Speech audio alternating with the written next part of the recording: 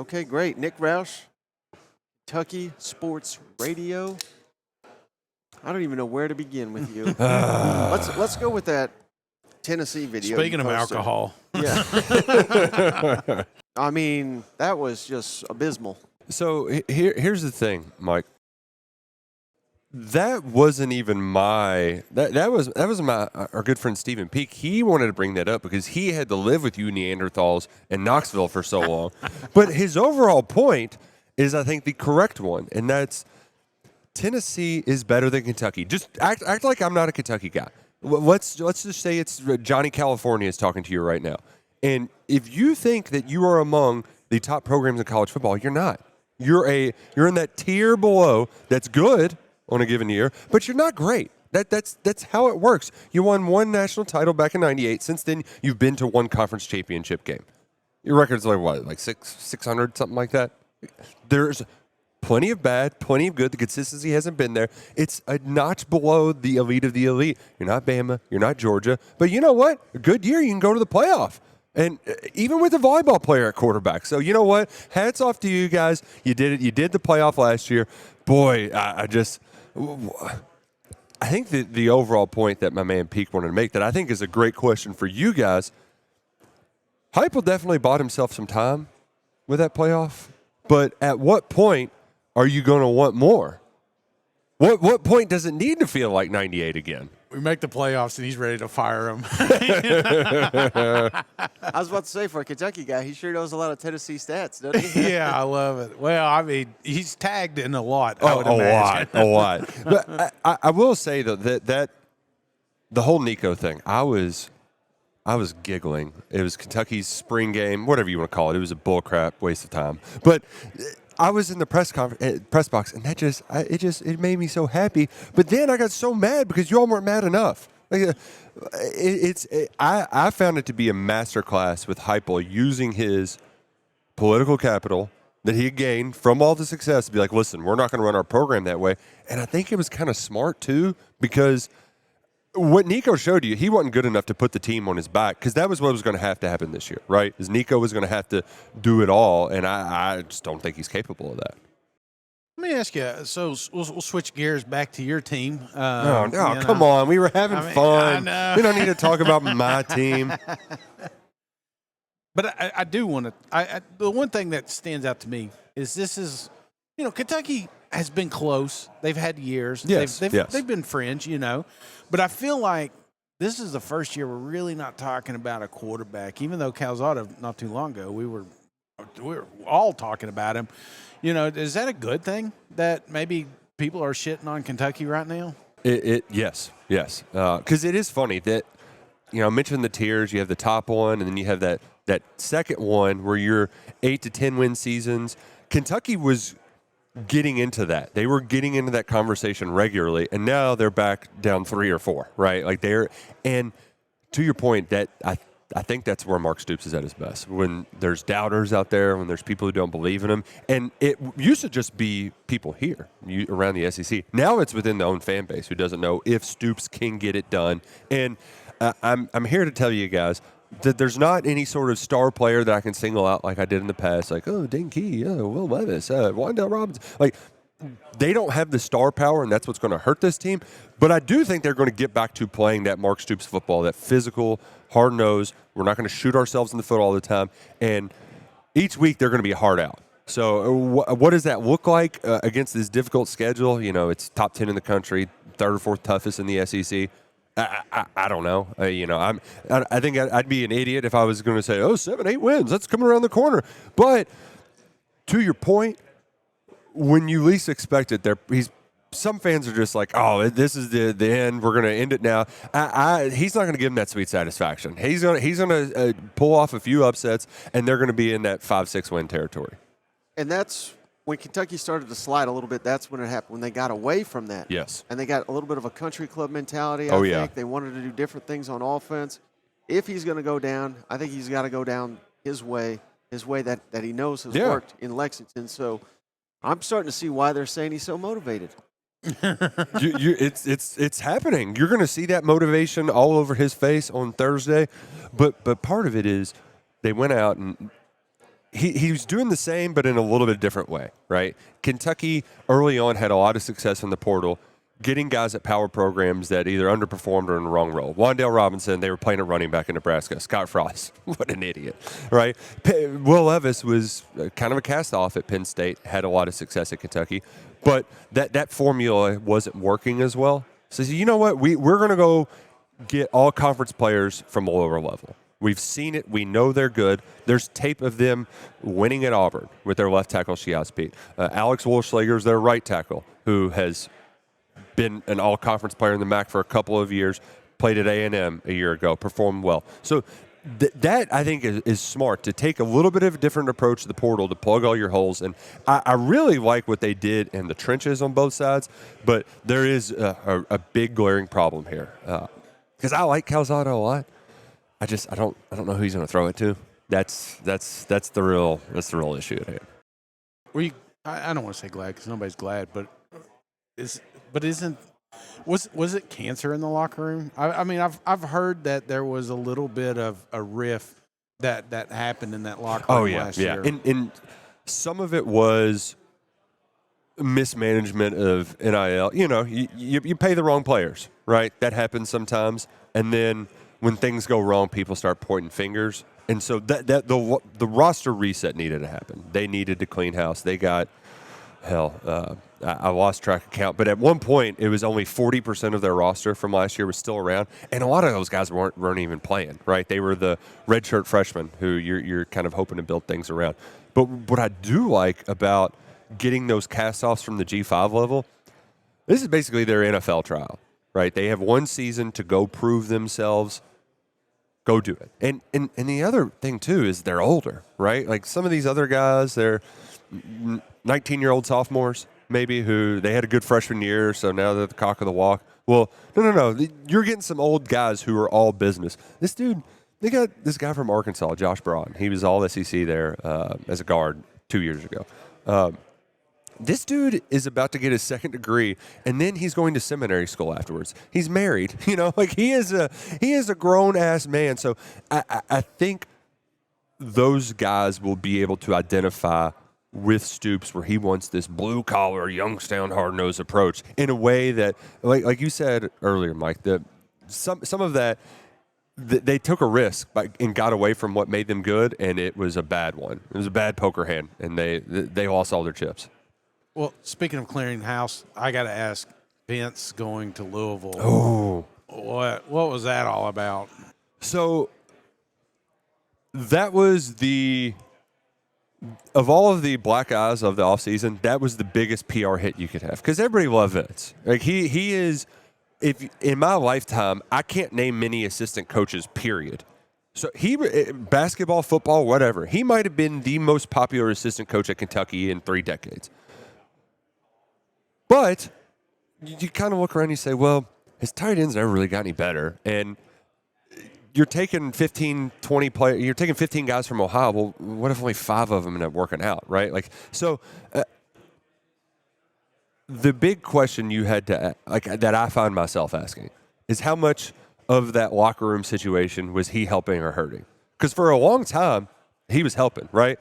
Lynn Bowden was going to quit the team, but Vince, he took care of it, right? And then Lynn Bowden, they put him in at quarterback, and then all of that happened, right? You saw history made. So for the longest time, he played a very vital role.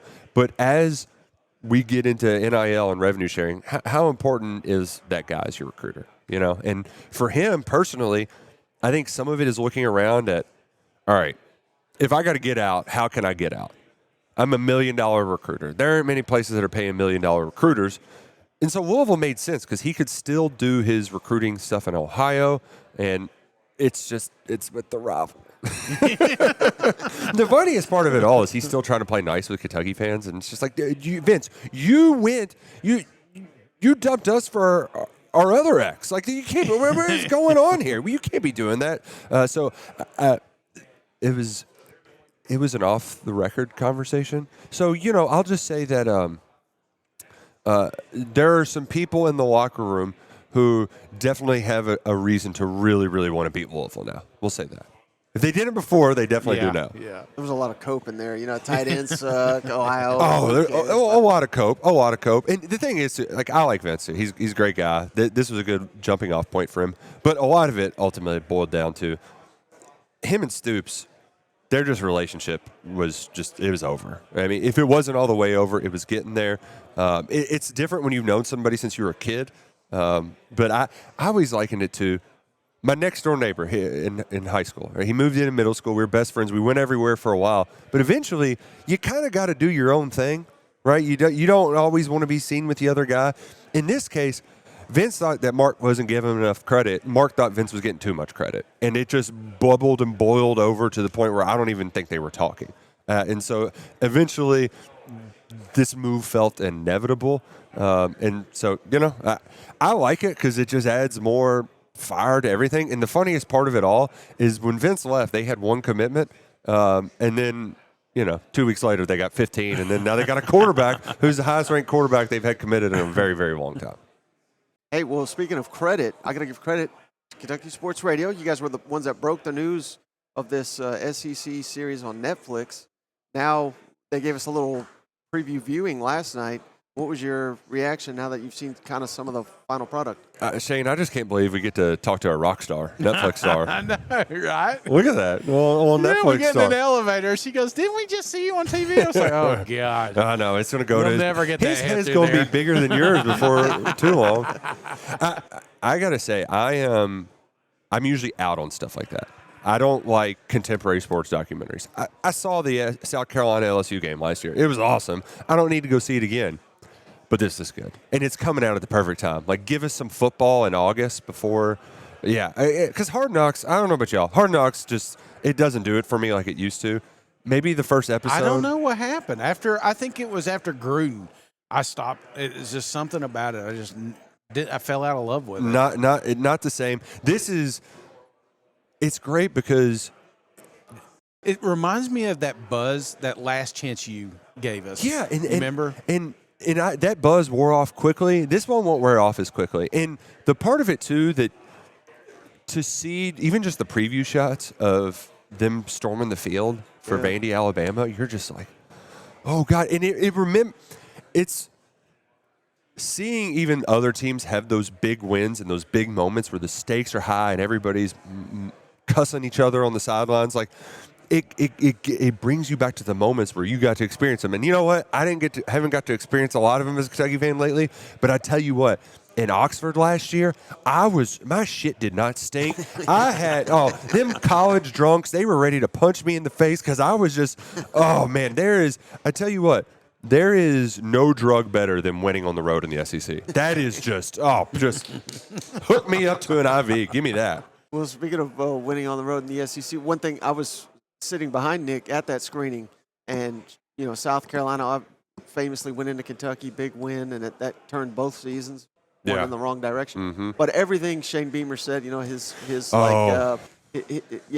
Nick and his crew, their heels were they were cackling. They could care less how cheesy and corny he was. Him writing all of his bulletin board material on the wall is the most Shane Beamer thing I've ever heard. Like, dude.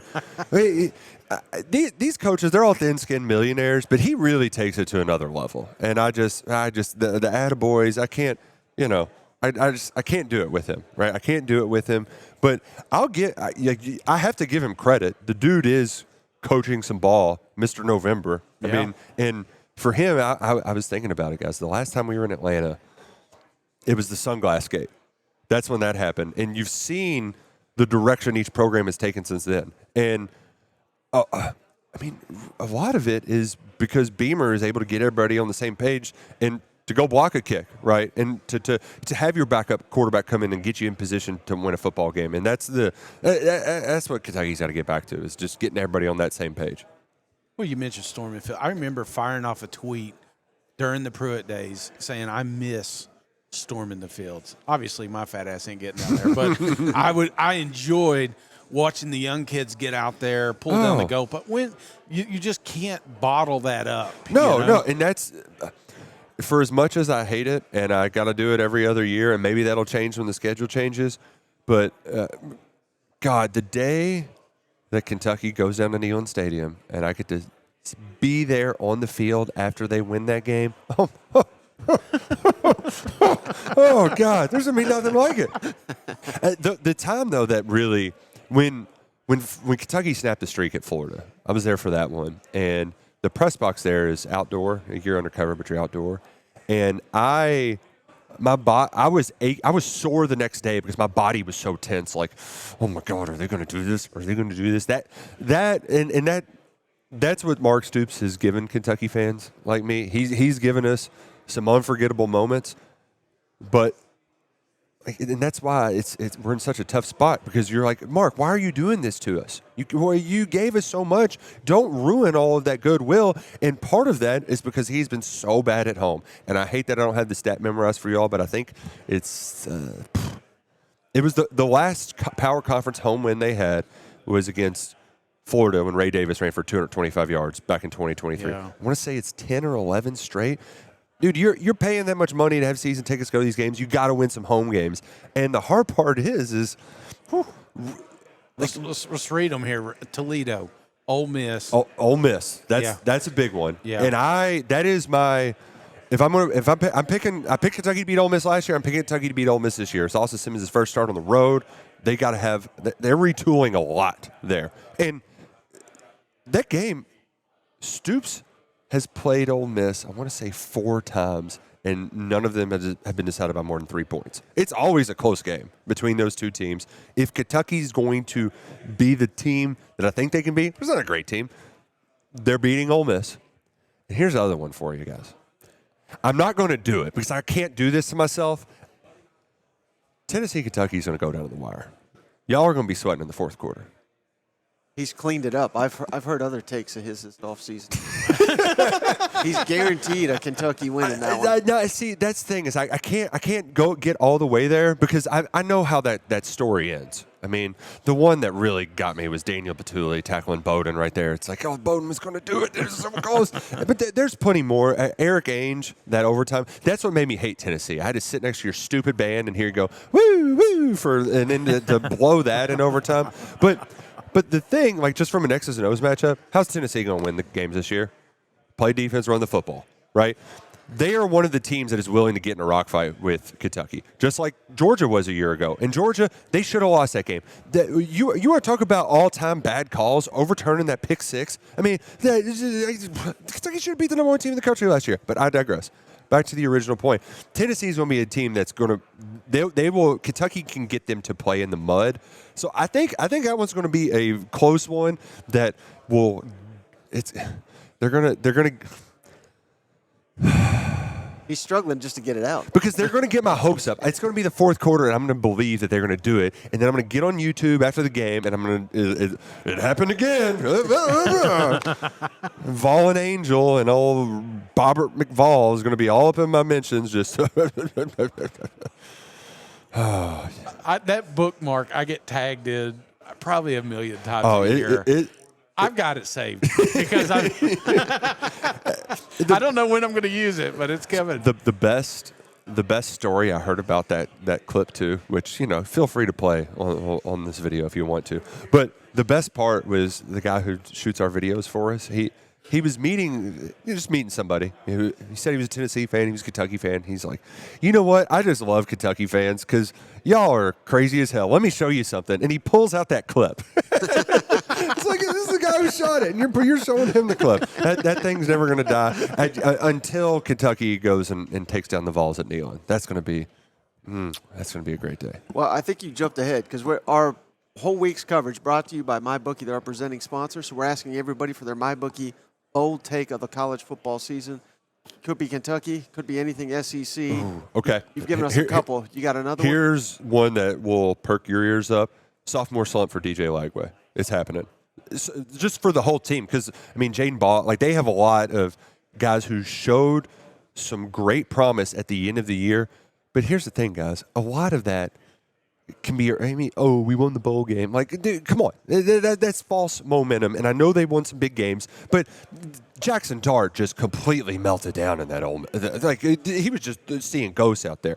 So as much as we talked about the Florida schedule last year, nobody's talking about it this year. It's just as challenging. And while I think Lagway, if you made me say, pick who's going to be the best quarterback 5 years from now in the NFL. I'm taking DJ Lagway, but you had he's fragile. We saw in that Georgia game, he went out and they thought it was a real Paul Pierce situation. I thought they were going to have to take him off in a stretcher, but he ends up coming back and playing. And then you have the mysterious shoulder injury. Like, that can't be discounted. When you're not throwing for, 3 months in the offseason, that is a critical offseason, is between your first year as a starter and then your second. I really like DJ Lagway long term, but I think a sophomore slump's coming, and the Gators aren't going to be. They're going to be calling for him Sunbelt Billy by the end of the season. Bowl game? Think they'll make a bowl? Yeah.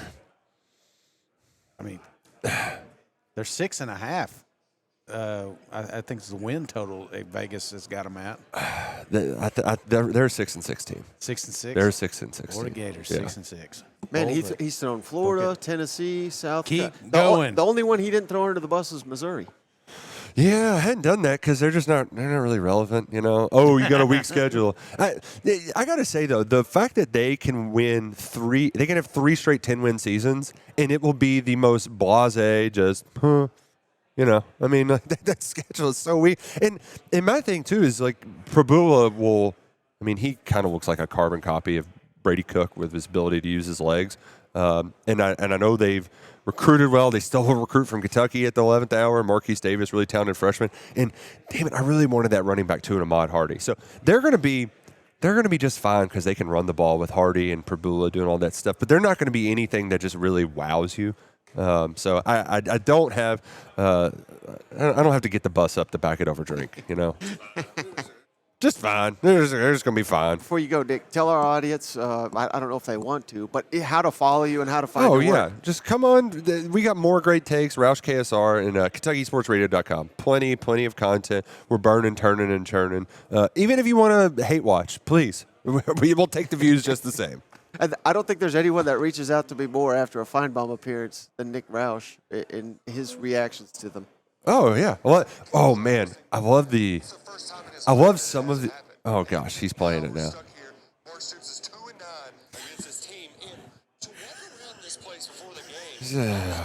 I just can't get enough of it, man. Get bent. Get bent. Perfect. I think that's a good place to get it.